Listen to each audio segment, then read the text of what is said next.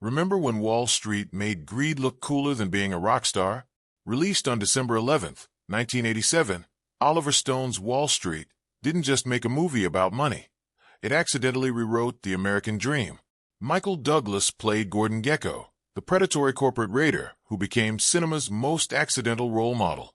Charlie Sheen played Bud Fox, the ambitious young broker caught between temptation and conscience.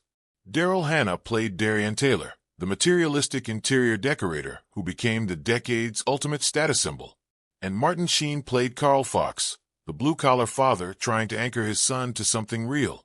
Together, they told a ruthless story about money, power, insider trading, and what happens when ambition eats your soul alive. A story that was meant to serve as a warning but somehow functioned as a recruitment brochure instead. And today, we're going to count down 15 weird, wild, and genuinely surprising facts about Wall Street. Stick around for number 1, because the story of how this film left its mark on the award circuit is genuinely unlike anything else in movie history, for all the right and wrong reasons simultaneously. But before we dive in, smash that like button, subscribe to the channel, and ring the bell. You don't want to miss the next one. Now, let's slick back our hair and get into this.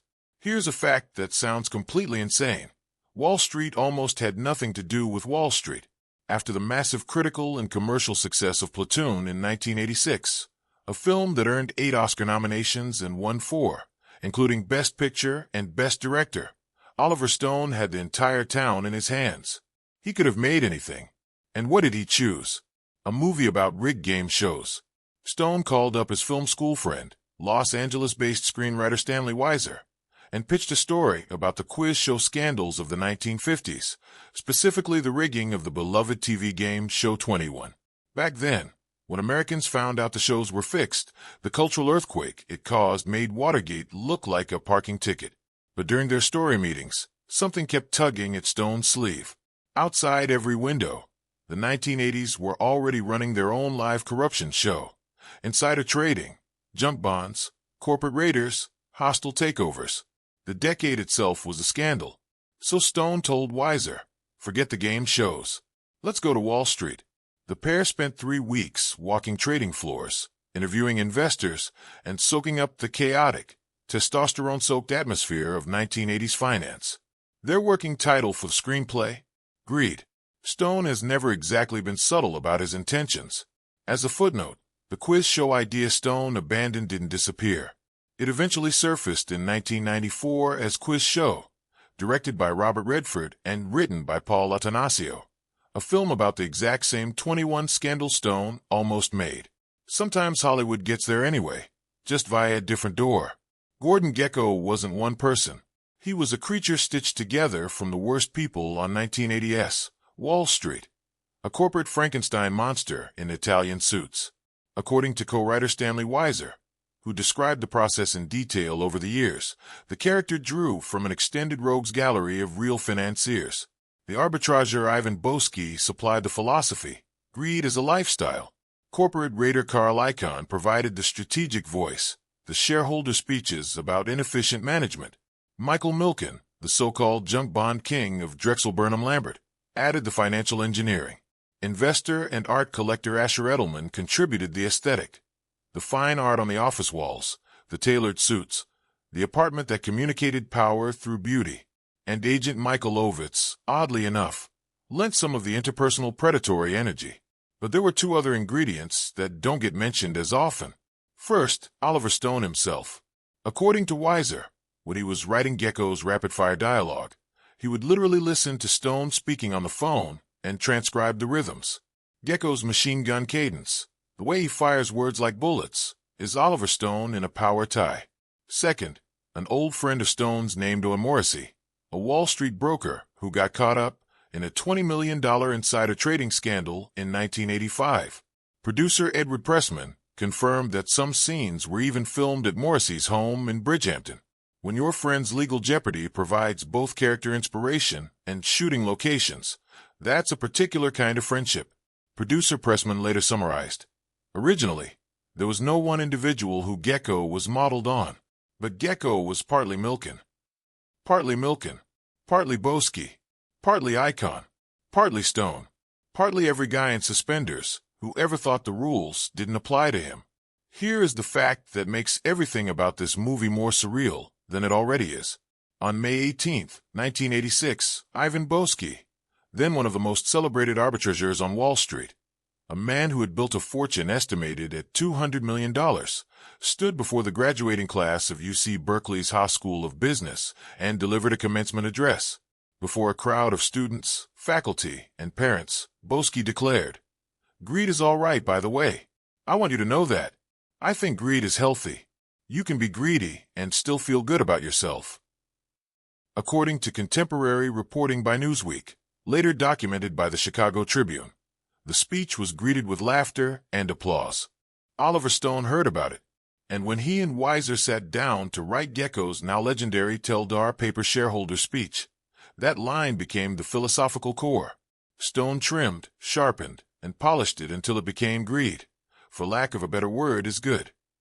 The opening argument about management owning too little of its own company stock was drawn from Carl Icahn's actual takeover rhetoric, as documented in various financial press profiles of Icahn during the period. The real-life punchline is almost too on the nose. By November 1987, a matter of weeks before Wall Street even hit theaters, Boesky was sentenced to 3 years in federal prison for insider trading and ordered to pay $100 million in fines. The man whose commencement speech was the blueprint for cinema's most famous villain speech went to prison the same season the movie came out. Nobody planned that timing.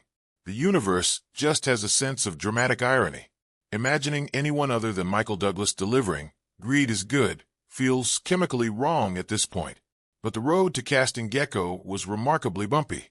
20th Century Fox, which picked up the film after Hemdale, the studio that had backed Platoon, passed on the project, wanted Warren Beatty for the role. Beatty had the movie star charisma and the swagger of old Hollywood royalty, but he passed. Stone, meanwhile, had his own preference, Richard Gere. Gere would have given the role a different texture, smoother, more polished, almost zen in his menace. But Gere passed too. Douglas, at the time, was primarily known as a charming leading man, the reliable adventure hero of Romancing the Stone, likable, funny, the guy you'd want beside you on a treasure hunt. He was not, by Hollywood conventional wisdom, the guy you'd cast as a predatory corporate raider. According to various accounts of the production, Stone was actively warned by people in the industry that Douglas couldn't do it, that he was more producer than actor and would spend his time in his trailer. Douglas himself reportedly pushed hard for the role after reading the script, dismissing those warnings. And then, according to Stone, early in the shoot, the director actually walked into Douglas's trailer and told him directly that he looked like he hadn't acted before, a deliberately provocative psychological gambit to push Douglas harder. It worked. Douglas went back to his research, worked obsessively on the monologues, and eventually delivered a performance that won him the Academy Award for Best Actor. The moral of the story: being told you can't do something is sometimes the best possible fuel. While the Gekko casting saga was unfolding, another battle was happening over who would play Bud Fox. Fresh off Top Gun in 1986, Tom Cruise was arguably the hottest actor in Hollywood. He met with Stone and campaigned for the role. You can see the hypothetical version in your head. Maverick in a suit, sprinting through trading floors, giving everything maximum intensity. But Stone had already mentally committed to Charlie Sheen, with whom he'd just worked on Platoon. As confirmed by the Wikipedia documentation of the film and Stone's own comments over the years, Stone specifically liked what he called the stiffness in Sheen's performance style, the quality of appearing slightly out of his depth, which was precisely what Bud Fox needed. Fox is supposed to look like a kid and over his head. Sheen's relative inexperience as a dramatic lead actually served the character. Matthew Modine also turned down the role, so the two biggest alternatives both walked away, and Charlie Sheen got his most enduring dramatic role because Oliver Stone valued awkwardness as an artistic tool. Cruise, for his part, went on to make Rain Man the following year. He survived the rejection. Most movies fake the trading floor. They hire extras, teach them to wave their arms and shout, and trust that the average audience member won't know the difference. Oliver Stone said no thank you. His secret weapon was technical advisor Kenneth Lipper, a former partner at Salomon Brothers, one of Wall Street's most prestigious investment banks at the time, and a former deputy mayor of New York City. Lipper had the kind of credibility and connections that opened doors most filmmakers couldn't even locate. The biggest door he opened, the New York Stock Exchange itself. Stone secured permission to film inside the actual NYSE during live trading hours. The catch was a runtime so tight it was almost absurd. The crew had 45 minutes. Less time than it takes to order, cook, and receive a pizza. They sprinted in, set up fast, grabbed wide shots on the fly, and filmed while real brokers did real business 2 feet away. Those aren't extras in the background shouting. Those are actual brokers moving actual money. Lipper also designed a 6-week immersion program for Charlie Sheen, exposing him to a cross-section of young Wall Street professionals. Sheen later described being deeply impressed by the energy and drive those brokers maintained, adding, with characteristic candor, that the polite version of those guys ran on something that resembled controlled chaos. Michael Douglas took a different approach to research. He studied written profiles of corporate raiders like Carl Icahn and T. Boone Pickens, hunting specifically for body language cues and what he described as a predatory calm. He wanted to understand not just what those men did, but how they moved through a room. The research wasn't the only thing Stone treated as a weapon. The cinematography of Wall Street was deliberately engineered to put the audience in a specific psychological state. Stone worked with his director of photography, Robert Richardson, who also shot Platoon, and described their shared philosophy for the film as wanting the camera to become a predator. They wanted the lens to move and hunt and press into people's space the way Gekko moves through a negotiation. In contrast, when the film's camera arrives at Carl Fox's world, the blue-collar, union organizing, airplane mechanic world of Bud's father, it stops moving. Stone deliberately used a stationary camera in those scenes to create what he described as a sense of immutable values. The restless, circling camera in Gekko's world versus the still, grounded camera in Carl Fox's world. The visual language of the film was doing thesis-level storytelling before a single line of dialogue was spoken. This is worth appreciating. Stone wasn't just making a movie about the difference between greed and integrity. He was literally moving his camera differently, depending on which world the characters occupied. Wall Street was designed as a takedown of 1980s greed culture, a dramatic warning about where the decade's obsession with fast money and insider dealing was heading. And then the actual stock market looked at Oliver Stone's script and said, "Hold my drink." Stone began filming in April 1987 and wrapped on July 4th. The script was done. The cameras were off. Nobody on set thought they were filming prophecy. They thought they were filming satire. Then came October 19th, 1987, Black Monday. The Dow Jones Industrial Average dropped 508 points, a 22.6% decline in a single trading session. According to the Federal Reserve's own historical documentation, this remains the largest single-day percentage drop in DJIA history. Over $500 billion in market value evaporated in one afternoon. The S&P 500 fell 30%. Pension funds took catastrophic hits. The crash was felt globally, with markets in Australia falling over 40% and Hong Kong's Hang Seng dropping nearly 46% in the following days. Wall Street hit theaters on December 11th, barely 53 days after the crash. Audiences who had just spent weeks reading devastating headlines about financial corruption, greed, and collapse walked into a movie theater and watched Gordon Gekko narrate, in explicit and admiring detail, exactly how all of it worked. What was meant to be a cautionary drama suddenly felt like a documentary, a retrospective, a post-mortem. Stone intended to make a warning. History made it feel like a confession. For a film this saturated in greed and ambition, Wall Street carries a surprisingly tender emotional center, the relationship between Bud Fox and his father Carl. The reason those scenes hit with such force is elegantly simple. That was Charlie Sheen's actual father sitting across the table. During pre-production, Oliver Stone offered Charlie a choice for who would play Carl Fox, the hard-working airline mechanic and union man, who is Bud's moral compass. Door number 1, Jack Lemmon, one of the finest comic and dramatic actors of his generation, twice Oscar-winning, practically a human institution. Door number 2, Martin Sheen, Charlie's real dad. According to multiple accounts of the production, including from Martin Sheen himself, as documented in Britannica's entry on the film. Charlie was actually the one who first pitched the idea of casting his father to Stone. Charlie's logic was straightforward. Their real history together would do half the acting work before either of them spoke a word on set. No need for rehearsal dinners or forced bonding exercises over craft service coffee. The decades of actual father-son experience would simply be there. Stone listened. Stone agreed. And the math checked out completely. Those scenes between the Sheens don't look like two actors performing a relationship. They look like two people who have spent a lifetime navigating one, because they have.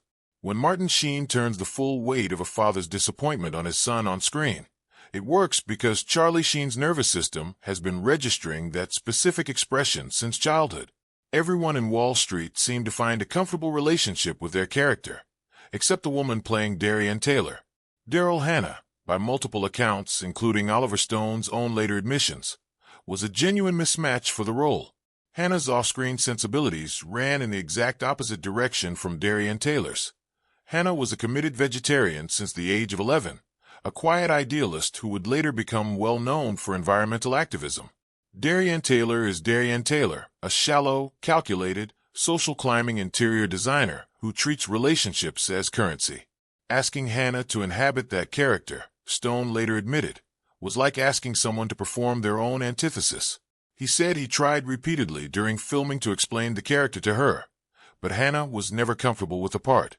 According to Stone's own account, some crew members wanted Hannah replaced after the first day of shooting, but Stone's pride kept him insisting he could make it work.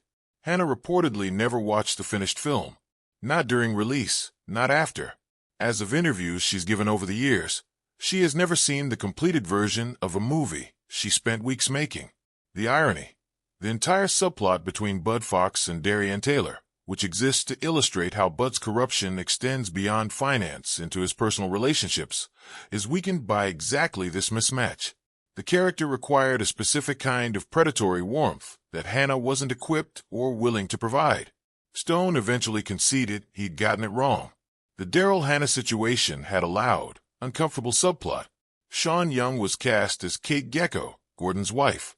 Originally the role was larger. The script included a full subplot in which Bud Fox had an affair with Kate Gekko, adding a whole additional layer of betrayal to the story.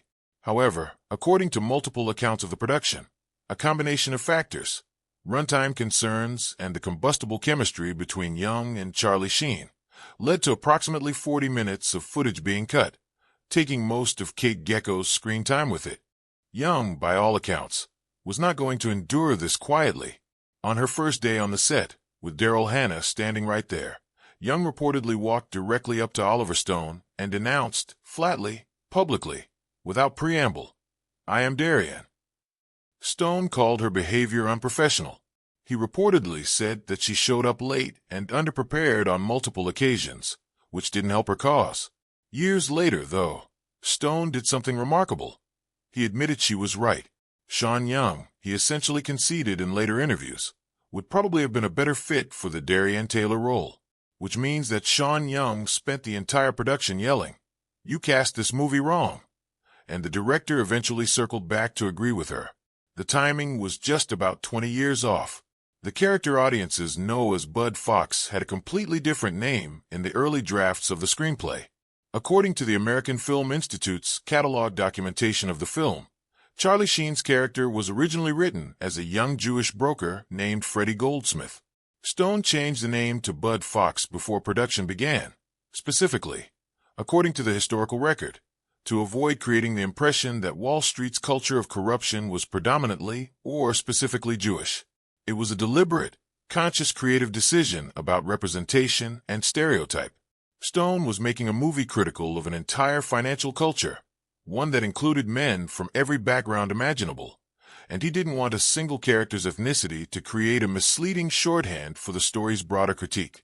The name Bud Fox, Middle American, generic, unplaceable, was chosen precisely because it was a blank canvas. Anyone could be Bud Fox. That was the point. Here's a piece of backstage trivia that gets almost no attention in discussions of the film. Stone planned to use a Fortune magazine cover as a prop in the movie, and in exchange, Fortune would provide promotional advertising for the film. Standard Hollywood cross-promotional arrangement. But Forbes magazine came in with a competitive offer. Essentially the same deal. Stone chose Fortune. Malcolm Forbes, publisher of Forbes, found out. And when Stone later approached Forbes for permission to use his private yacht as a location in the film, Forbes said no.